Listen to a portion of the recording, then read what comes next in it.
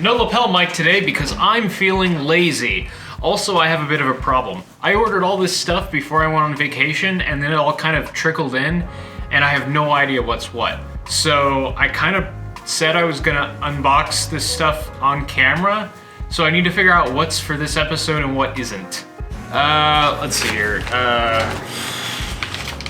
This might actually be for my wife. Yep. What's this one? This one's... I probably shouldn't put her thing in with the trash, actually. Trash goes over here now.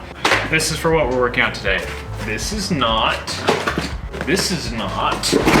That is not. I have no idea what this is. Oh, I see now. Amazon bundled some stuff together. Okay, so this is for what we're working on today. I have absolutely no idea what this is.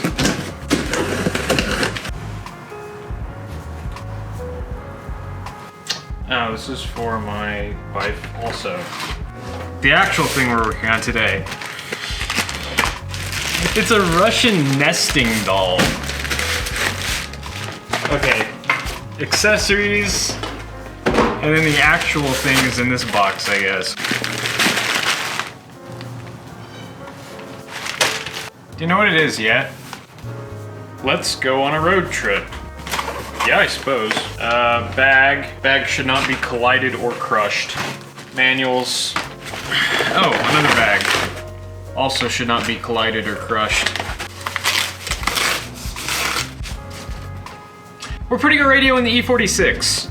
So I've had my eye on one of these for quite a while because one of my favorite things when modifying a car is maintaining an OEM plus appearance, which is kind of modifying a car in such a fashion that it could conceivably have been a way that it was offered from the factory as like a performance package or something. And one thing I kind of hate is really obviously aftermarket radios. A lot of cars look fine with a normal dulled in. E46s are not one of those due to the way the dash kind of curves around the radio. This is the latest iteration of the EONON Android-based head unit. I can already tell that they keep iterating on this and making a newer, better version, because one of the big complaints with this particular model that I'd seen was the big EONON logo on the bottom, which they have removed, which is kind of nice, keeps it a little bit lower key. I saw a lot of reviews on this, some of them were kind of negative, but they were all pretty old, and so keeping in mind that I knew that this product had been revised over and over and over again and newer versions were coming out all the time, I figured that I'd give EONON the benefit of those bad reviews and see if they would let me review one of these. So they gave me a discount, and I picked this up. They sent me some accessories with it because there's a sale going on right now, and then I picked up the CarPlay dongle, the installation kit myself. So all in all, I think you end up about $400 to $500 into this by the time you get all of the accessories.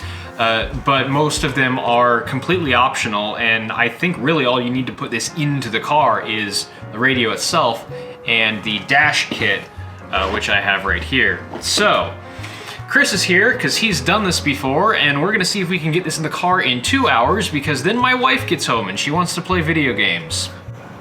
Just real quick, let's take a look at what the accessories are that I've got for it.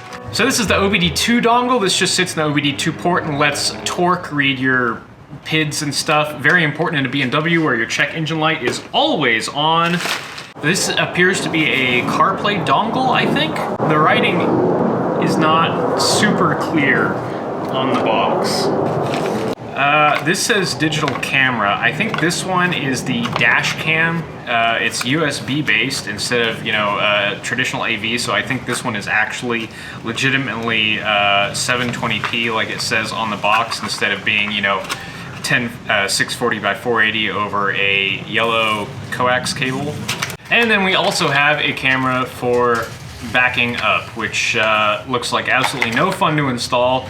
The backup camera, OBD2 dongle, and the dash cam all are currently, I don't know if they still will be on sale by the time this video goes up, but as of when I bought this, these were getting bundled free with the camera to whoever purchased it, which is kind of nice. And then of course you've got the installation kit, which also gives you a charging USB port and a data USB port that you can wire straight into the head unit, which is a super nice feature because it means I don't have to plug in a charging adapter to my 12-volt socket. Anyway, let's go throw all this in the BMW. Wow, I am just a complete and total silhouette. This is neat though. They actually include a pry tool in the box, and it's nicer than any of the pry tools I own. Other than that, you pretty much just need a screwdriver to put in the head unit itself. I think I've probably shown this a few dozen times before at this point, but just stick it in and gently lever out the trim. There we go.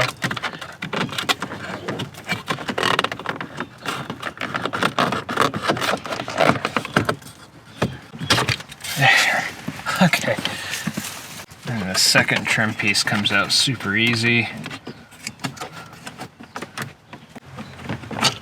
There we go. Wow. Phillips head screwdriver.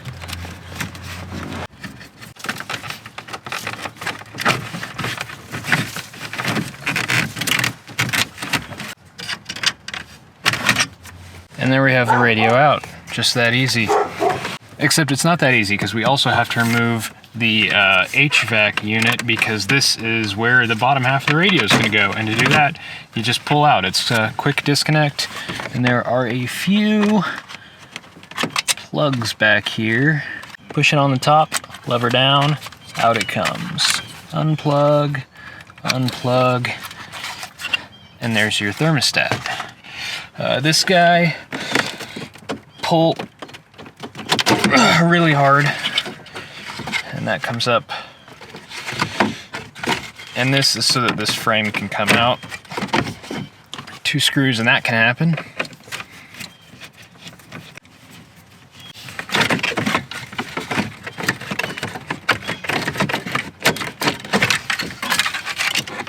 Now comes the frame. Now, at this point, I need to remove my Bluetooth module. This thing was okay for hooking my phone up to my radio, but it was kind of buggy, and I'm pretty glad for it to be gone. So that is going to unplug. Okay, now the little storage bin also comes out, which I believe is also just a push. I'm gonna push it from the back instead of pulling from the front so I don't break it. Hurt the heck out of my hand, but there it is. All this HVAC wiring moves down here. This entire bottom panel actually has to come out, so that's 2 more Phillips. Or is it 3? Oh, right. I think to get the rest of this panel loose, we're gonna be taking the shift trim off.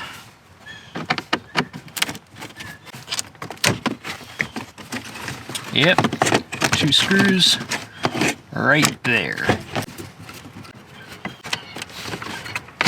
Ooh, yep.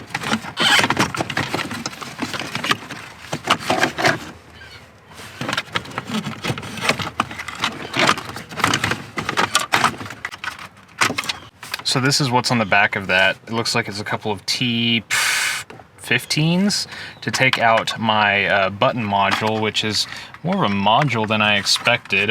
Mine has the connected buttons. There's also models that have individual buttons, and those require a different mounting kit.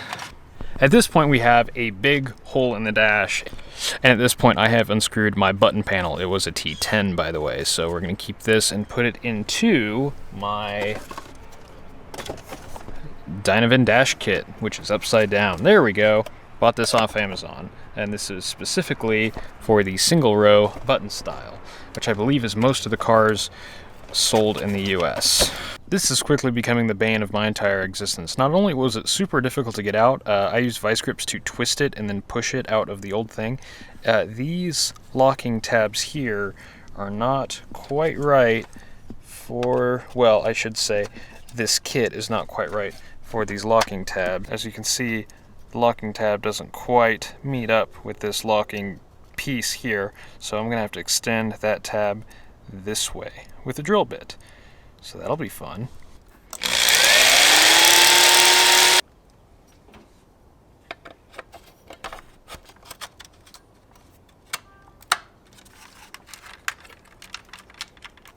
So then on the back, what we have here is the USB jumper lead. This is an in-between for the 12 volts, so you get 12 volt to the socket and then 12 volt to the built-in USB charger. And of course the back of the buttons. And on the front, look at that. HVAC unit just snaps in. This screws in with the factory hardware. That goes in as we just saw. And that is ready to go in the car with the same 4 screws, presumably, that we took it out with. Although I just realized that these screw holes here mean the HVAC has to come back out somehow. I'm actually not sure how. Oh, very easily is how. There we go. Now we can actually get to those screw holes.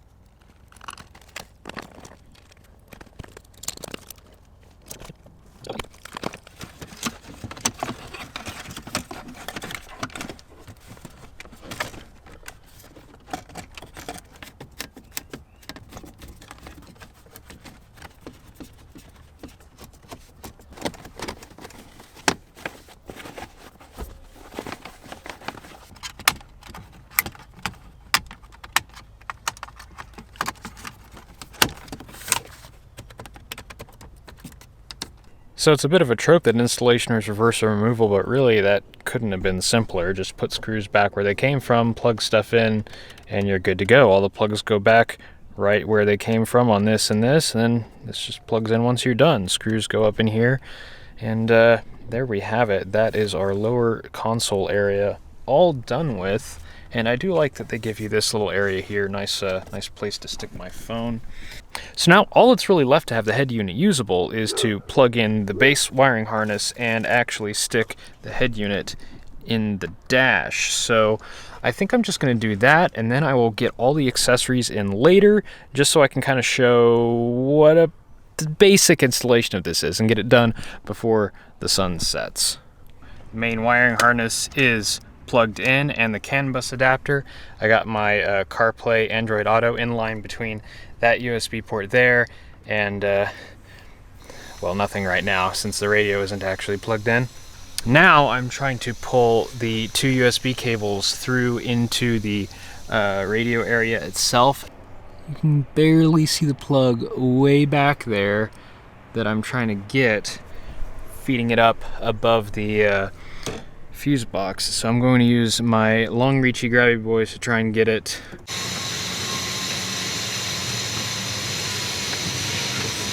Oh my gosh. First time? Oh. To quote Madonna, it sure feels like it. Wow, that was not easy at all. Update. I plugged in the adapter for the antenna, which is really nice. Connects right up to the OEM stuff. There's my USB plug. I've got GPS and Wi-Fi. Wi-Fi is just kind of sitting down in there.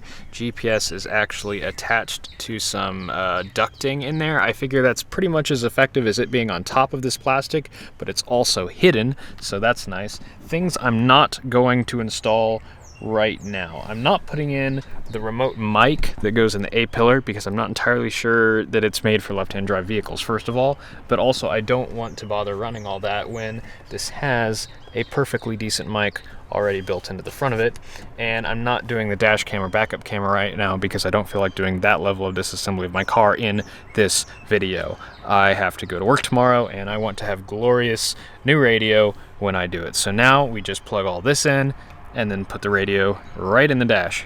Should be easy. Should.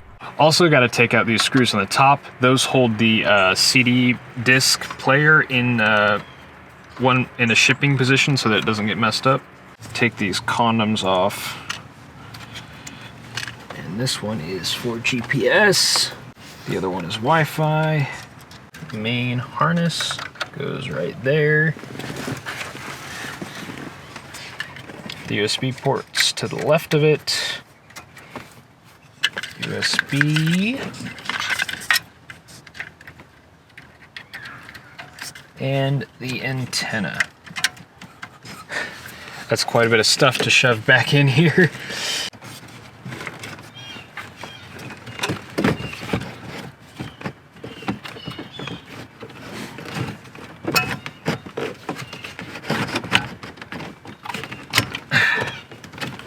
There we go.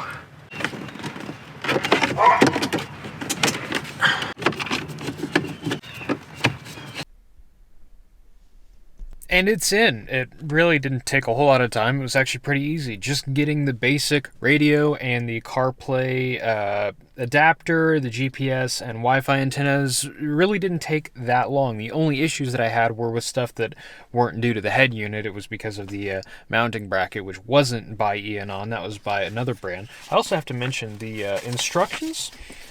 Pretty decent, you know, there's some nice illustrations here. It's all pretty clearly worded, though. There is some parts where it's like, step B, install the thing, where it's like, okay, now pull in the wires from the reverse camera. It's like, okay, well, that's actually quite a bit of work, which we will be doing in the next video about this radio. Next video is going to be installing the dash cam and the reversing camera.